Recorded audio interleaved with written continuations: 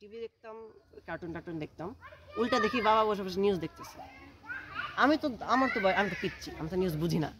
তো আমি তাকে অনেক অনেক জ্বালাইতাম যে তুমি সকালবেলায় এই আলতু ফালতু জিনিস দেখে কি মজা করো, বক করতেছে, আমি তো বুঝতাম না।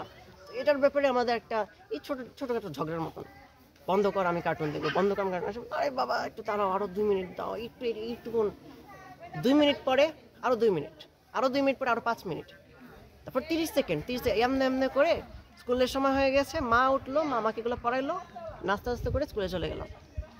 তখন আমার তো খুব বিরক্তিকর লাগতো। এখন আমার মনে হয় ওইটাই তো আমার কয়েকটা তো মেমোরি যে আছে, যে স্মৃতি আছে, ওই স্মৃতিটা অনেক সময় মনে পড়ে। যে ধরে নেন এখন যদি বাবা বেঁচে থাকতো, তাহলে আমি ঘুম থেকে উঠে, আমি এখন তো অবশ্যই কেবল টিভিটা খুব বেশি সবাই দেখে না, আমি গিয়ে ফোনের মধ্যে টিপিক্যালি ইনস্টাগ্রাম ফেসবুক আমি স্ক্রল করতেছি।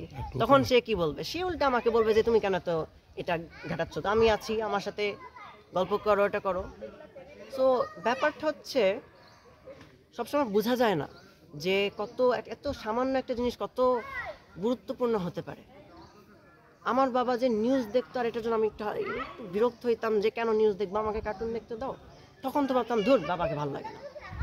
এখন শুধু এই সামান্য জিনিসগুলোই আমি মনে পড়ে। আমি তখন তো আসলে বুঝতাম না বাবার কি হলো। এখন শুধু মানে আরেকবার যদি বলতে পারতো, এটা আমার একটা একটু টুকটাক মনে আছে। মাঝে মধ্যে মা আমাকে মনে করায় দেয় আর কি। মা বলে যে নিশাদ মনে আছে, এটা হয়েছে যে ওটা হয়েছে যে। যখন আমরা একটা মানুষকে হারিয়ে ফেলি, তখন এই ছোটোখাটো জিনিসগুলাই মিস করা শুরু হয়। Every moment matters.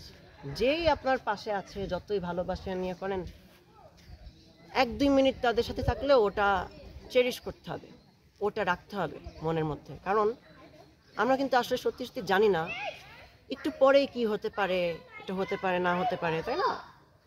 তো সব সময় আপনার কাছে যে আছে, 2 মিনিট সময় দিতে পারলেও 2 মিনিট সময় দিবেন। আমরা তো আসলে জানি না ফিউচারে কি হবে।